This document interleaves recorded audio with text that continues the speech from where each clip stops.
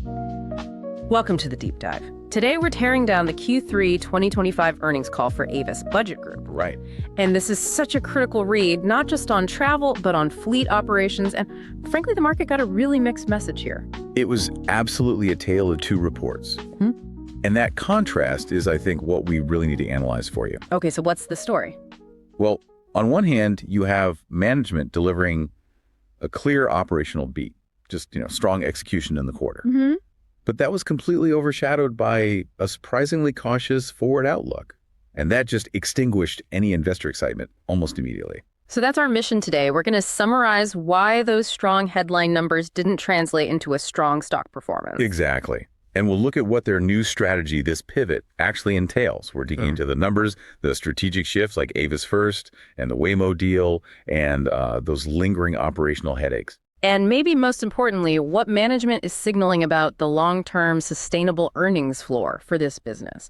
You really need to understand what's happening beneath the surface here. Right. Okay, so let's unpack those initial headline numbers because they looked, unambiguously strong. They did. GAAP EPS landed at $10.11. The analyst consensus range was, between $8.20 and $8.80? So, it smashed it. Completely smashed it. And then you had revenue, a slight beat, hitting $3.5 billion. And here's the metric the market really watches, adjusted EBITDA. It grew a very healthy 11% year over year to $559 million. Yeah, and let's pause on that for a second. Why does the market care more about that 11% EBITDA growth than, say, 1% revenue growth? Because it's a cleaner proxy for cash flow, right? Especially in a business this capital intensive. Exactly. Seeing that 11% growth shows really tight cost control. It shows they have leverage. But despite all of that, the stock faded sharply after the open. It closed down 6.1% on the day of the call. It just suggests the market was looking completely past the quarter. That is precisely the takeaway. It was all about the forward guide. Management signaled that 2025 EBITDA is now expected toward the low end of their prior range. And that's what drove the whole move. That's what drove it. It's a classic disconnect.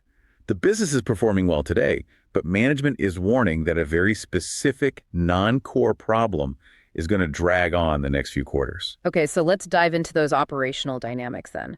How do they even manage that 1% revenue growth to begin with? Well, that 1% increase to $3.5 billion, it was driven by a 1% increase in rental days.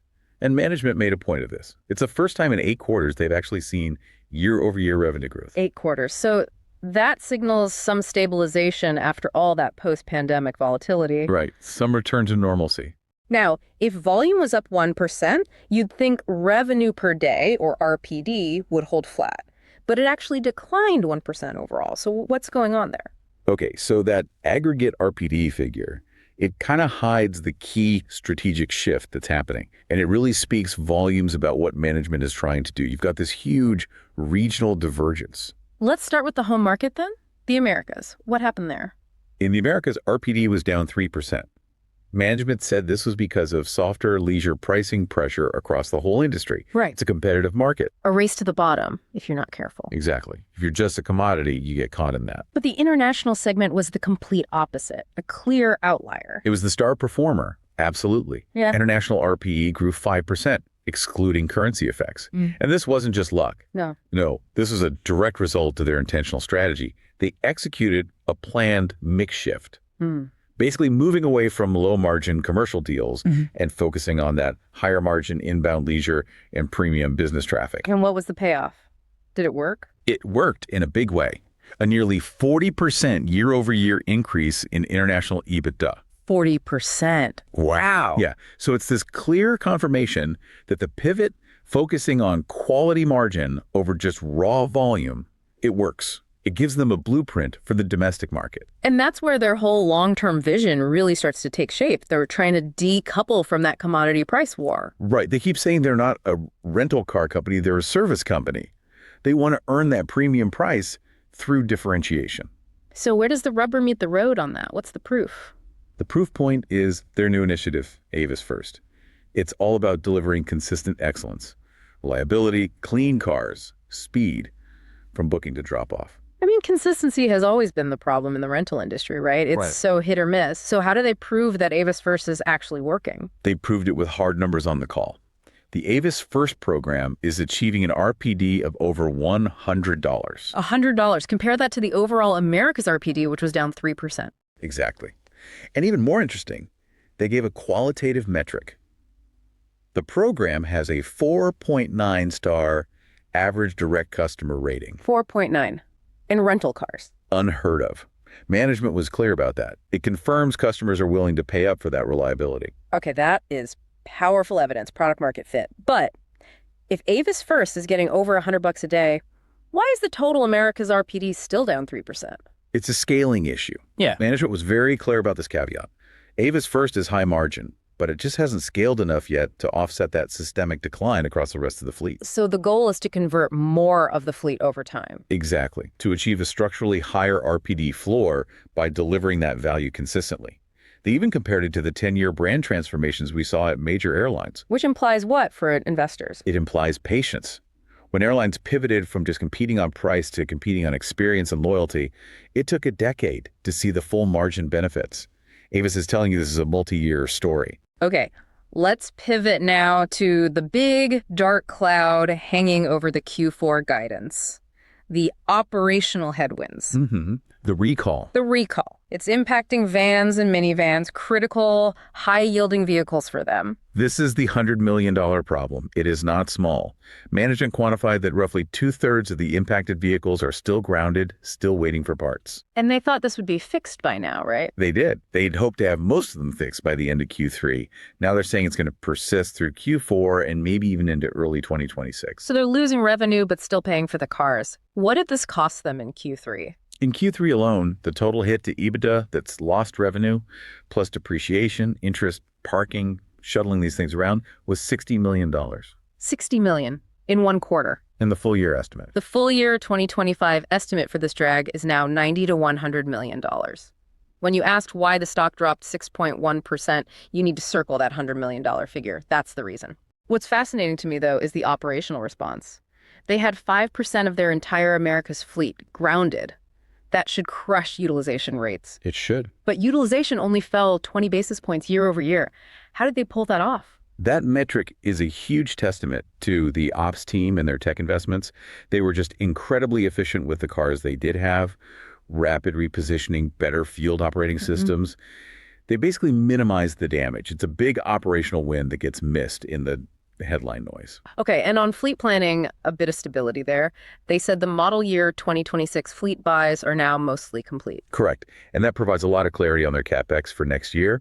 It reduces the execution risk on getting new cars, which is always a concern. So you combine the recall, a temporary government shutdown that hit that segment, and some general softness in commercial demand. And that's the cocktail that pushed the guidance down. That's it. A mix of unique problems and a softer macro environment. So let's talk about the long term, beyond this recall mess.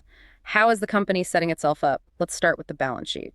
Liquidity is strong, near $1 billion, with another $1.9 billion in fleet funding capacity behind it. And they handled their debt. They did. Yeah. Crucially, they extended the maturity of their $1.1 billion floating rate term loan all the way out to 2032. That takes a huge refinancing risk off the table for the foreseeable future. So if Avis First is how they escape the commodity trap on the rental side, what's the parallel move in the broader mobility space? That leads you right to the strategic Waymo partnership. This is a really crucial piece of the long-term story. Right, the autonomous cars. Yeah. Avis is the operations partner for Waymo's Dallas autonomous ride-hailing fleet. So Avis handles the depots, the maintenance, the cleaning, all the vehicle readiness. So they're not just renting cars, they're providing the physical infrastructure for robotaxis. Precisely. It moves them from pure vehicle rental into mobility operations infrastructure. And that creates significant option value. As these robotaxi networks scale up in 2026 and beyond, Avis is already embedded in the system. It's a totally different kind of revenue stream. A powerful hedge against their traditional business. So looking ahead, what should investors be watching? 3 things. First, Q4 pricing. We need to see stability there, and we need to see the cadence of those recall repairs. That $100 million cost needs to start visibly shrinking. Okay. Second, the run rates on used vehicle sales. As they rotate the fleet, how much are they getting for the old cars? And third, the continued scaling of Avis First. We need to see that percentage of the fleet grow. And wrapping up the long game, management put a very specific number out there for profitability. They did. They reiterated a target of a sustainable $1 billion EBITDA floor, not a target, a floor. They're saying they're investing heavily in the customer experience and tech, but they believe the efficiencies they're gaining will keep them above that billion-dollar mark, even in a downturn. Okay, this sets us up perfectly for our final segment. But first, our standard reminder. This is not financial advice. Not at all.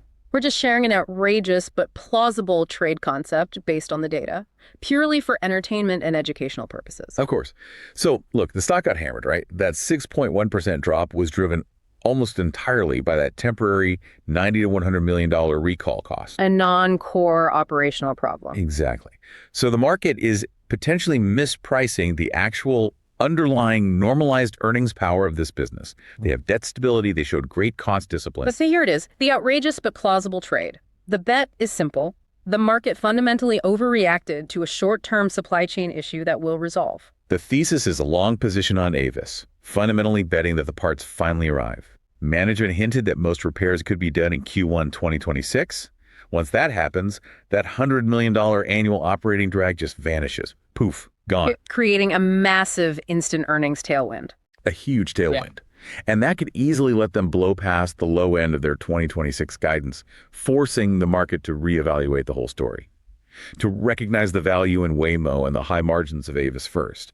It's really just a bet on unlocking trapped profit by, finally getting some spare parts in the door. So to sum it up, we have a company that beat the quarter on strong execution, but is being penalized by a temporary recall issue. The long-term vision seems clear escape the commodity trap through service. Right. And management explicitly called their sustainable EBITDA target of $1 billion a floor, not a ceiling. So here's the final thought for you to mull over. Go on. If the Avis First strategy proves that higher service can sustainably raise RPD and margins across the entire business, what is the true normalized earnings power of this company when that $100 million recall headwind finally vanishes for good? That is the structural, long-term question you should be asking yourself.